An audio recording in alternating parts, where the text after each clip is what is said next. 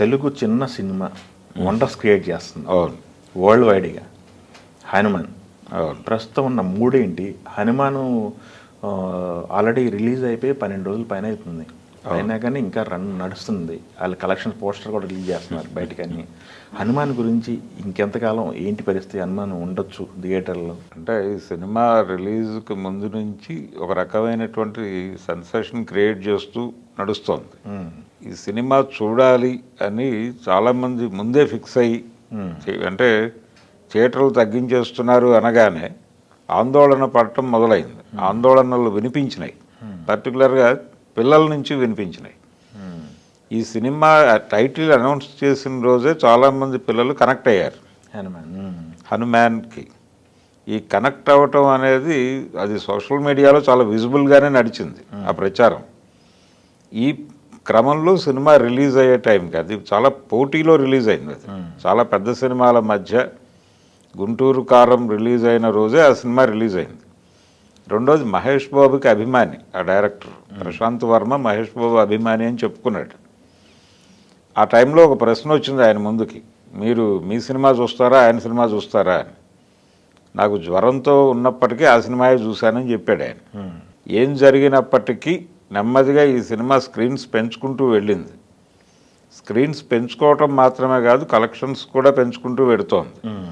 ఇది కేవలం తెలుగు రాష్ట్రాల్లో మాత్రమే కాదు, మొత్తం అంటే జాతీయ స్థాయిలో హిందీ మార్కెట్లో కూడా విపరీతంగా నడుస్తోంది ఈ సినిమా. ఎందుకు నడుస్తోంది అంటే ఒక రకమైనటువంటి మూడ్ ఉంది. ఇప్పుడు రామ మందిరం మూడ్ ఉంది అని మాట్లాడారు, కానీ దానికంటే కూడా ఈ సినిమా వేస్తున్న ప్రభావం పిల్లల్ని అట్రాక్ట్ చేస్తోంది.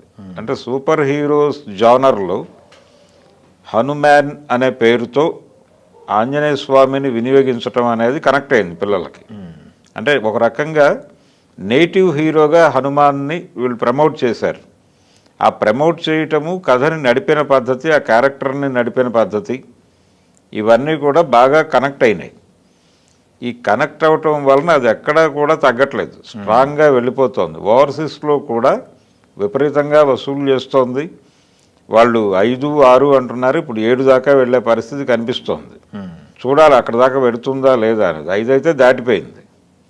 వాళ్ళు ఈ లెవెల్ ఎక్స్పెక్ట్ చేయలేదు, అసలు చేయలేదు. కానీ అందరికీ లాభాల పంట పండిస్తోంది ఈ సినిమా. ఇది ఎంతకాలం నడుస్తుంది అనేది చెప్పలేము. ఇప్పుడు నెక్స్ట్ ఈ టైంలో ఇంకా పెద్ద సినిమాలు కూడా ఏం కనిపించట్లేదు. ఈ ప్రభంజనం ఇలా ఇంకొక 10 రోజులు కొనసాగే పరిస్థితి అయితే కనిపిస్తోంది. ఓకే, ఈ 10 రోజుల్లో ఇది ఏ లెవెల్కి వెడుతుంది?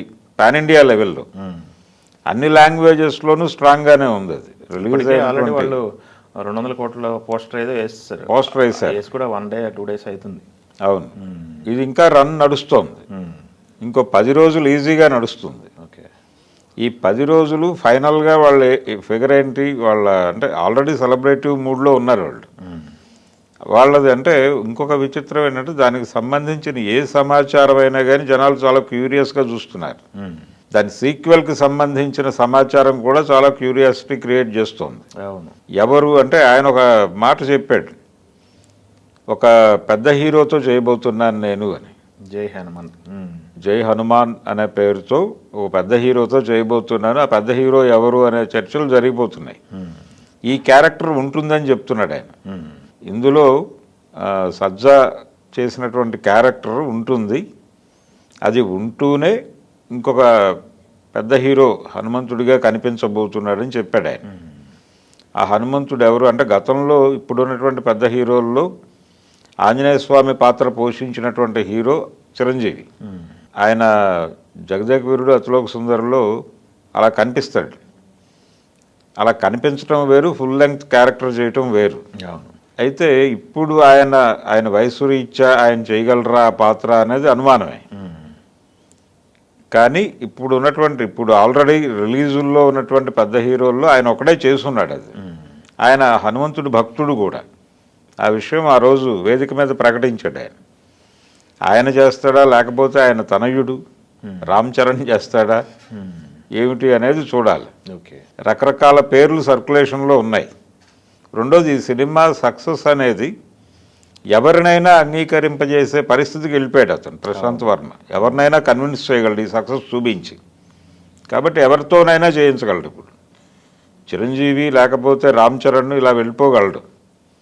ఎవరితోనైనా మెప్పించగలడు అనే కాన్ఫిడెన్స్ కూడా క్రియేట్ చేశాడు ఇతను. అవును. ఆ కాన్ఫిడెన్స్ క్రియేట్ అయిపోయింది కాబట్టి అతను ఏదైనా చేయగల పరిస్థితుల్లో ఉన్నాడు ఇప్పుడు. అందుకని చాలా కాన్ఫిడెంట్గా మాట్లాడుతున్నాడు. ఇంకొంచెం టైం తీసుకుని చెప్తాడు దాన్ని.